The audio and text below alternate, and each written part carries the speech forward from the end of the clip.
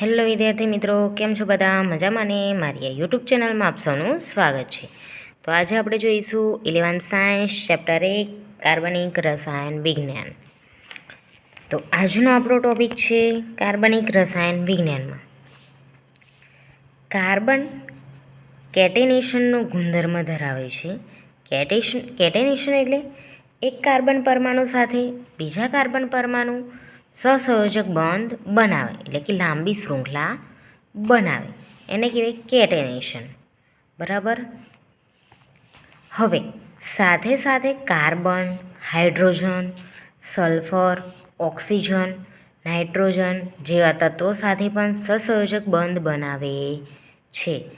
એક કાર્બન બીજા કાર્બન સાથે તો બનાવે, આવી રીતના એક કાર્બન બીજા કાર્બન સાથે તો બનાવે, પછી હાઇડ્રોજન, સલ્ફર, ઓક્સિજન, નાઇટ્રોજન જેવા તત્વો સાથે પણ બંધ બનાવે છે. આમ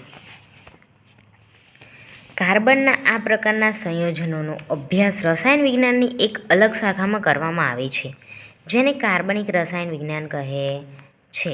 આપણે રોજબરોજમાં ઉપયોગ કરીએ છીએ. બરાબર. પછી રોજબરોજમાં એટલે કે જો હવે મારી બોડી છે, મારી બોડીની અંદર હશે, પછી આપણા મોબાઈલના કવરમાં, એવી રીતના. પછી આ પેન કહીએ, આ પેનમાં પણ છે એમ. પછી આને ત્રણ રીતના છે. જો કાર્બનની ચતુર્સંયોજકતા એટલે કે આનો 3 રીતના અભ્યાસ છે. દેખો, કાર્બનની ચતુર્સંયોજકતા એ કાર્બનનો બહારમાં બાહ્ય સંયોજકતામાં કેટલા છે? જો 1 2 3 4 ઇલેક્ટ્રોન છે. કેટલા છે? 4 ઇલેક્ટ્રોન છે. સહસંયોજક બંધ કેટલું બહારનું? 4. 1 2 3 ને 4. પછી કાર્બનની વિદ્યુત ઋણતા જો અહીંયા sp3 કરતાં મોટો sp2, sp2 કરતાં મોટો sp. હવે sp એક s અને એક p એટલે 50-50 આવા બે અડધા અડધા. આની અંદર એક s ને 2 p છે તો s કરતાં p વધારે. આની અંદર એક s ને 3 p તો s કરતાં 3 p વધારે. બરાબર. તો જેમાં s હશે ને બરાબરમાં, કાં તો s p કરતાં વધારે હશે ને એની વિદ્યુત ઋણતા સૌથી વધારે. બરાબર. p કરતાં s વધારે હોવો જોઈએ, કાં તો p જેટલો હોવો જોઈએ. s સૌથી ઓછો હોવો જોઈએ નહીં. જેમાં s વધારે હશે એની વિદ્યુત ઋણતા વધારે. તો જો p વધારે છે આની અંદર અને s ઓછો છે, આની અંદર p વધારે s ઓછો, આમાં બે સરખા.